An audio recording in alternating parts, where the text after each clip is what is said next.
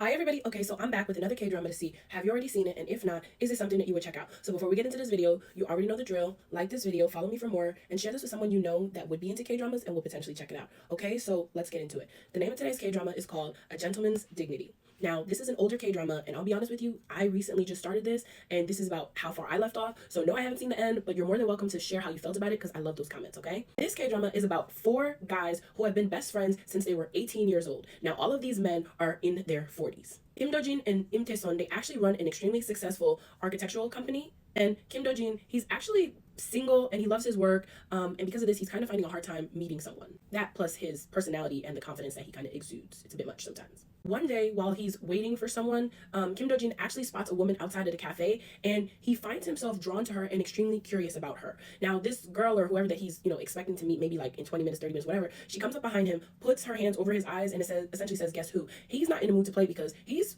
staring at the woman that he might possibly think is the love of his life. When he finally is able to get that woman to remove her hands from his eyes and says, "Hey, our meeting isn't until 3 p.m., so wait till 3 p.m." When he looks back out of the cafe again, that woman that he was just watching is nowhere to be found.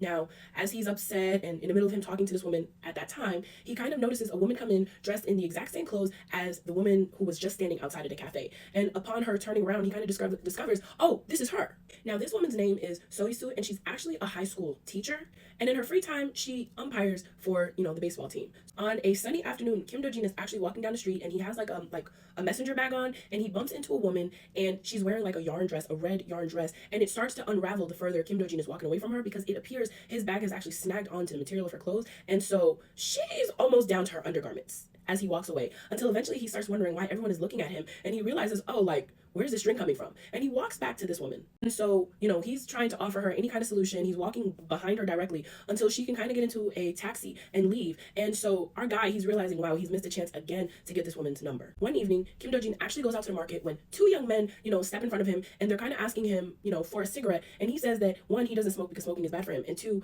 why would they be smoking? They look like they're in high school. Now, those kids, they're not really, too fancy of that answer. And so they essentially ask him, hey, do you have any money? And he kind of says, no.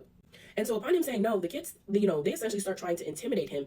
And upon, all of this, he's finally like, okay, I'll give it to you, but that's not good enough for them. Now, as you'll have it, like his guy, one of his best friends is actually walking down and he's just like, hey, kids, stay right there. He starts walking up. So they're thinking it's going to be a 2-and-2. Not at all. There were two more young men in the back that pop out. And the six of these people get into a fight and they later find themselves at a police station. Now, at this police station, Kim Do-jin is essentially saying like, no, those kids are thugs. Like, they tried to rob me. You need to punish them to the full extent of the law. And so the kids are like, do you have any proof that we did anything to you? We were merely trying to go where we were going. And he did all of this. Now, the police officer is saying, hey, like without any evidence, we kind of just have to take it at face value. You guys did get into a scuffle. You guys are older, so like kind of give some grace. Now Kim Do-jin, he says, who says we don't have any evidence? And he pulls out his pen that was recording the entire interaction. He plugs it into the police officer's computer, gives him the headphones, and tells him to listen. Now upon listening, the police officer is just like baffled. One, because why were you recording this entire interaction? How did you know that you were going to get robbed? And two, because these young kids really try to stay in here and play in his face. And so of course the police officer he says, what would you like to do? And Kim Do-jin says, oh no, he wants to take it to court and he's not going to accept a settlement and he's not going to drop it just because they're kids.